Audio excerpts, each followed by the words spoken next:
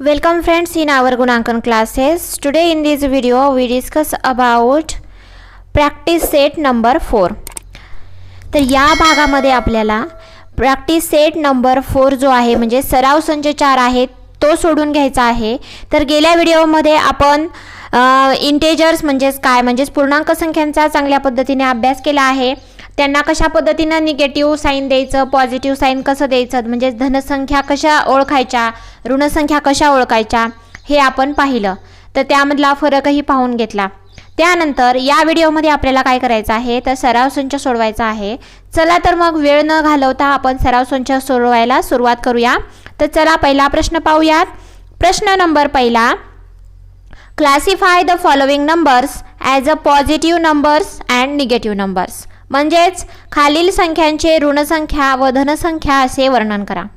म्हणजेच आपल्याला इथं काही संख्याचे गट दिलेले आहेत आणि त्या गटांमधून आपल्याला पॉझिटिव्ह संख्या शोधायच्या आहेत, म्हणजे धनसंख्या शोधायच्या आहेत आणि त्या गटामध्ये सेपरेट करायच्या आहेत. धनसंख्येचा गट वेगळा आणि ऋणसंख्येचा गट वेगळा असं आपल्याला करायचं आहे. तर चला संख्या कोणत्या कोणत्या आहेत त्या वाचूयात. -5 +4 -2 7 +26 -49 -37 19 -25 +8 5 -4 -12 and 27 म्हणजे त्याला 27. तर असे नंबर आहेत. तर आता आपण मराठीमध्ये एकदा वाचून घेऊयात. -5 +4 म्हणजेच -4 -2 7 -26 -49 -37 19 -25 -8 5 -4 -12 आणि 27 असे हे सगळे नंबर्स आहेत, संख्या आहेत. आता यामधून काय करूयात आपण, ज्या काही पॉझिटिव्ह नंबर्स आहेत, जे काही धनसंख्या आहेत त्या आपण सेपरेट करून घेऊया आधी. तर कोणत्या कोणत्या आहेत त्या चला काढूयात. +4 7 +26 +19 +8 5 अँड लास्ट आहे 27. म्हणजेच कोणत्या कोणत्या, +4 म्हणजेच -4 7 -26 त्यानंतर 19 -8 5 आणि 27 ह्या संख्या चला मांडून घेऊयात. तर अशा पद्धतीने काय केलं आपण, पॉझिटिव्ह नंबर्स या गटामधून सेपरेट करून घेतले. तर चला आता राहिलेले जे काही सगळे नंबर्स दिसत आहेत आपल्याला ते सगळे निगेटिव्ह नंबर्स आहेत, सगळे ऋण नंबर्स आहेत. चला एक एक करून खाली लिहून घेऊयात. -5 -2 -49 -37 -25 -4 and -12 म्हणजेच काय तर -5 -2 -49 -37 -25 -4 आणि -12 ह्या सर्व संख्या ह्या निगेटिव्ह संख्या आहेत, ऋण संख्या आहेत, म्हणजेच त्याला निगेटिव्ह नंबर्स म्हणतो. तर समजलं का तुम्हाला, ज्या संख्येला ऋणचिन्ह असतं, निगेटिव्ह साईन असतं त्या सगळ्या संख्या ह्या निगेटिव्ह असतात, ऋण असतात. आणि पॉझिटिव्ह संख्यांना केव्हा केव्हा चिन्ह नसतं आणि कधी कधी ते दिलेलं असतं. तर हे लक्षात ठेवा. त्यानंतर चला वळूया दुसरा प्रश्न. Given below are the temperature in some cities, write them using the proper sign. म्हणजेच काय तर खाली काही शहरांचे तापमान दिलेले आहे आणि तेथे आपल्याला चिन्हांचा वापर, योग्य वापर करून लिहायचा आहे. तर चला तर मग आता आन्सर सोडून घेऊयात. तर खाली इथं काय केलेलं आहे, मी एक बॉक्स केलेला आहे आणि या बॉक्समध्ये हे जे काही प्लेस, टेम्परेचर ते सगळे लिहून घेतले आहेत. त्यानंतर ते आपल्याला एक सेपरेट रखाना करायचा आहे की तो म्हणजेच प्रॉपर साईन द्यायचा आहे आपल्याला टेम्परेचरला, म्हणजे चिन्हांचा वापर करायचा आहे. तर चला आता पहिलं जे काही स्थान आहे, पहिलं जे काय आहे शिमला आहे, शिमला हे शहर. तर इथं काय आहे त्याचं तापमान किती दिलेलं आहे आपल्याला, 0° खाली आहे. 0° खाली 7° असं दिलेलं आहे. म्हणजे 0च्या खाली काय येणार मग, निगेटिव्ह संख्यांचा वापर होणार, म्हणजे त्या ऋण संख्या झाल्या. 0च्या खाली जेवढ्या संख्या आहेत त्या सगळ्या संख्यांना ऋणचिन्ह येणार. आणि इंग्लिशमध्ये सांगितले की 7 डिग्री बिलो 0 डिग्री म्हणजे 7 अंशाच्या खाली तापमान आहे. मग आपल्याला काय करावं लागेल, इथं कोणतं साईन वापरावं लागेल, तर इथं मायनस साईन वापरावं लागणार आहे. म्हणजेच ह्या टेम्परेचरचं जर आपण साईन देऊन कसं कन्वर्जन करता येईल, तर -7 डिग्री सेंटीग्रेड असं इथं तापमान त्याचं होईल. तर त्यानंतर पहा, लेह या शहराचं तापमान किती आहे सांगितलंय की 12 डिग्री सेंटीग्रेड बिलो 0 डिग्री. म्हणजेच काय, तर 0 अंशाच्या खाली 12 अंश आहे. म्हणजेच अजूनही आपल्याला काय येईल, बिलो दिलेला आहे, खाली दिलेला आहे 0च्या. त्यामुळे इथं सुद्धा आपल्याला काय येईल की -12 अंश सेल्सिअस एवढं तापमान येईल. म्हणजेच त्याला आपण इंग्रजीमध्ये कसं लिहिणार, -12 डिग्री सेंटीग्रेड असं त्याचं तापमान होणार. तर चला लिहून घेऊयात. त्यानंतर आहे दिल्ली. दिल्लीचं तापमान किती दिलेलं आहे, 22 सेंटीग्रेड अबाव 0 डिग्री. मग अबाव आहे म्हणजेच वरती आहे, 0 अंशाच्या वरती 22 अंश तापमान आहे. म्हणजेच आपल्याला तिथं काय येईल, ज्या 0च्या वरती संख्या आहेत, 0च्या वरती तापमान असेल, त्यावेळेस आपल्याला काय करायचं आहे, अधिकचं चिन्ह वापरायचं आहे, तिथं धनचं चिन्ह वापरायचं आहे, धन संख्या येईल ती. त्यामुळे ह्या 22ला काय येईल, आपल्याला धन चिन्ह वापरायचं आहे. म्हणजेच धन 22 अंश सेल्सिअस असं त्या संख्येचं टेम्परेचरचं वाचन करता येईल आपल्याला. म्हणजेच इंग्लिशमध्ये वाचायचं झालं तर कसं येईल, हे +22 डिग्री सेंटीग्रेड असं त्याचं टेम्परेचर आहे. कशाचं, दिल्लीचं. त्यानंतर दिल्लीनंतर येईल नागपूरचं. त्याचं टेम्परेचर किती दिलेलं आहे, 31 degree centigrade above 0 degree centigrade.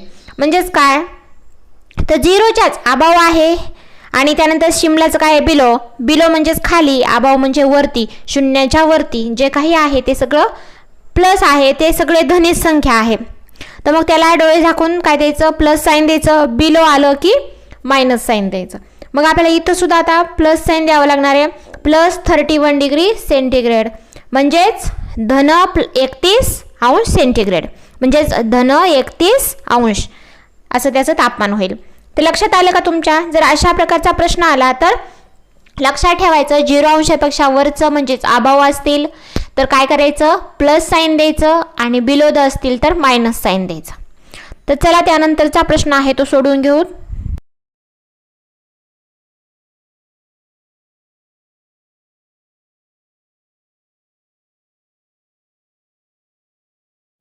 तर पहा, question number 3, write the numbers in the following examples using the proper sign. तर हे 4 प्रश्न दिलेले आहेत आपल्याला, आणि ते 4ही प्रश्न आपल्याला योग्य चिन्ह वापरून करायचं आहे. तर चला एक एक क्वेश्चन पाहूयात. तर त्यामधला पहिला क्वेश्चन आहे, a submarine is at a depth of 512 metres below the sea level. म्हणजेच काय, तर एक पाणबुडी समुद्रसपाटीपासून 512 मीटर अंतर खोलीवर आहे. म्हणजे समुद्रामध्ये खोल आहे, किती मीटर, तर 512 मीटर. मग बिलो द सी लेवल आहे, म्हणजेच काय, तर समुद्र सपाटीपासून खोलवर आहे. मग ज्यावेळेस खोली येते, कोणत्याही गोष्टीची वस्तूची खोली मोजायची आहे, तर त्यावेळेस ते ग्राउंड लेवलच्या खाली आहे. कारण सी लेवल म्हणजेच काय, समुद्र सपाटीपासून खोल आहे. म्हणजेच ग्राउंड लेवल आपला जो भूपृष्ठ आहे, भूपृष्ठाच्या खालचा भाग आहे तो. त्यामुळे आपल्याला तिथं संख्या लिहिताना काय करायचं आहे की ऋण संख्यांचा वापर करायचा आहे. ह्या ज्या 512 मीटर आहे त्याला आपल्याला ऋण 512 मीटर असं लिहायचं आहे. म्हणजेच काय होईल, a submarine is a -520 metres below the sea level असं आपल्याला लिहावं लागणार. म्हणजेच काय, पाणबुडी जी आहे ती पाणबुडी 512 म्हणजेच आपण त्याला ऋण 512 मीटर समुद्र सपाटीपासून खोल आहे असं आपण लिहू शकतो. त्यानंतर पाहूया पुढचा question number 2. The height of mount Everest, the highest peak in the Himalayas is 8848 metres from the sea level. म्हणजेच काय, तर हिमालयातील सर्वात उंच शिखर माउंट एव्हरेस्टची उंची समुद्रसपाटीपासून 8848 मीटर आहे असं सांगितलं आहे. मग यावेळेस आपल्याला काय सांगितलेलं आहे, उंची सांगितलं आहे. पहा, या आधीच्या क्वेश्चनमध्ये आपल्याला खोली सांगितली होती, त्यामुळे आपण वजा चिन्ह लावलं होतं, म्हणजेच ऋण चिन्ह लावलं होतं त्यावेळेस. आणि आता इथं उंची सांगितली, समुद्रसपाटीपासून उंच आहे, म्हणजेच काय, हे जमीन लेवलच्या वरती. मग ज्या वेळेस जमीन लेवलच्या भूपृष्ठाच्या वरी काही सांगितलेलं असेल त्यावेळेस आपल्याला कोणतं चिन्ह द्यायचं आहे, तर त्यावेळेस लक्षात ठेवायचं हे बेरजेचं चिन्ह द्यायचं आहे, अधिकचं चिन्ह द्यायचं आहे, त्याला धन चिन्ह द्यायचं. आपण त्यालाच काय म्हणतो, अजून त्याला प्लसचं साईन द्यायचं असं म्हणतो. चला तर मग आता ह्या क्वेश्चनचा आन्सर लिहून घेऊयात. काय होईल मग, the height of mount Everest, the highest peak in the Himalayas is plus 8848 metres from the sea level, म्हणजे समुद्रसपाटीपासून उंच. तर मग मराठीमध्ये कसं लिहायचं आपण ह्याला, तर हिमालयातील सर्वात उंच शिखर माउंट एव्हरेस्टची उंची समुद्रसपाटीपासून धन 8848 मीटर आहे. समजले का तुम्हाला मग? ठीक आहे. यानंतरचा पुढचा प्रश्न पाहूयात. Question number 3. The kite is flying at a distance of 120 meters from the ground. म्हणजेच काय, तर जमिनीपासून 120 मीटर अंतरावर उडणारा पतंग. म्हणजेच तिथं उंची सांगितली आहे. पतंग काय हवेमध्ये उडत आहे असं सांगितलंय.